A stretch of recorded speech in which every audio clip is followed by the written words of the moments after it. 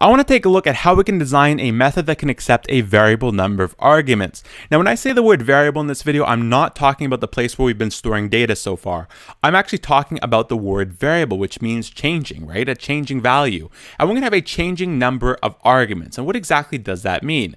Well, we know that arguments are parameters, right? It's the information we pass through a method. But what if we didn't know how many we're going to have?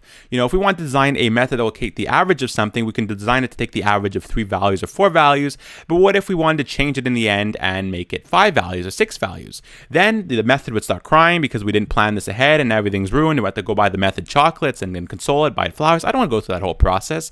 So we need to prepare our method to accept a variable number of arguments. In this case, we're going to be making one that calculates the average. So we're going to head outside of our main method, but stay inside of our class. We'll go ahead and design a new method down here. I'm going to write public static, and I'm not going to write void. When we write void, we don't want anything in return. In this case, we actually do want something in return. I want the average of all these numbers in return. So you're either going to write int for integer or double for double. Well, we know that when you take the average of a bunch of numbers, there's a chance you might have some decimal places. So when decimal places and integers get together, it doesn't work out very well. So we're going to go with double, because double and decimal places, they go together like peanut butter and jelly. So we're going to go ahead and name your method whatever you want to call it. I'll call mine the average method, and because that's what I want to do with it. And I'm going to go ahead and put something inside these brackets. Well, that's where we put our arguments, right? We knew that if we want to have 2 arguments pass through, say I want to take the average of 2 numbers, I can go ahead and put double x and double y. If I had 3, I can go ahead and put double z. If I had 4, I can put double t. If I had another one, I don't know any other letters, so I think we're done there.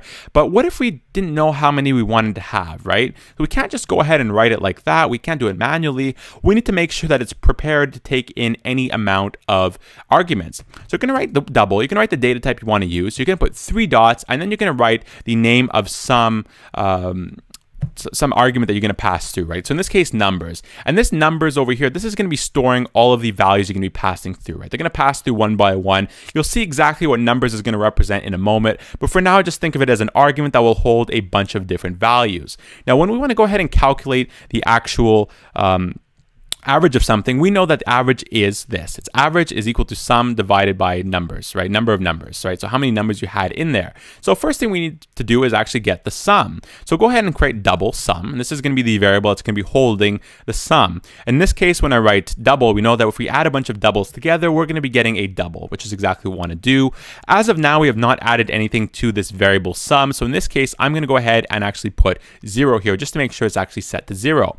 Well, next thing we want to do is we're going to want to take one by one all the values that are going to be passing through this argument over here, which is numbers. One by one, we're going to want to add each of them to the sum over here. We're going to do that with an enhanced for loop, which you saw a few videos ago. So I'm going to write 4 over here. I'm going to write double x, right? And this double x is just going to be taking the values one by one through the numbers argument over here, and it's going to be adding them to sum. So one by one, they're going to take the values from numbers, and they're going to go ahead and put them inside of x. Now, we don't need to put more curly braces here when dealing with an enhanced for loop. We'll go ahead and write this, sum plus equal to x. Now, this means, obviously, we've seen this before, sum is equal to sum plus x. And in this case, x is going to take one by one all the numbers from this numbers argument, and it's going to set them to x, and then it's going to go down here and then set them to sum. It's going to add them to sum, and then we're going to repeat the process until we've gone through all the numbers that are going to be passed through in here. We saw that a few videos ago when we were introduced to enhanced for loops.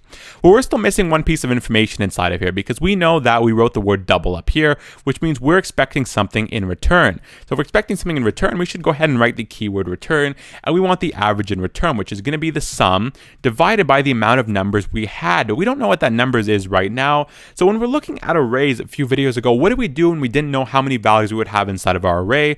We wrote the name of our array, and we just wrote dot length. So we can actually apply that right here with the argument. We'll take the argument numbers dot length, and this is going to correspond to the amount of numbers we're going to be passing through length, and that's going to be what happens when you print out this method right over here. Well, that's nice, but we still need to go inside of the main method and actually do the dirty work.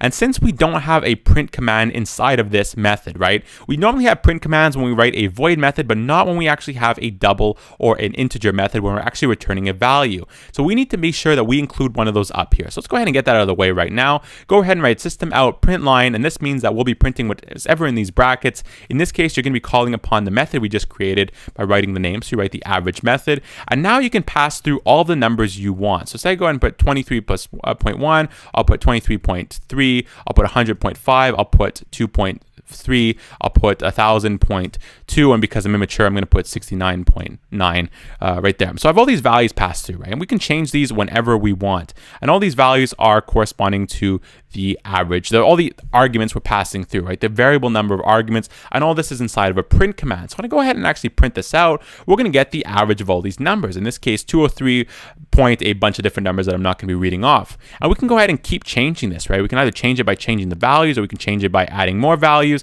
It really doesn't matter what we do, and it can keep changing it. And this is going to keep adapting to it and keep changing its value. So we have a variable number of arguments. And I'll show you guys through the process of how these things are passed through, right? So it's first going to pass through this first one. We see we have 23.1. 23.1 is going to be passed through over here. It is double data, so we see all that's good.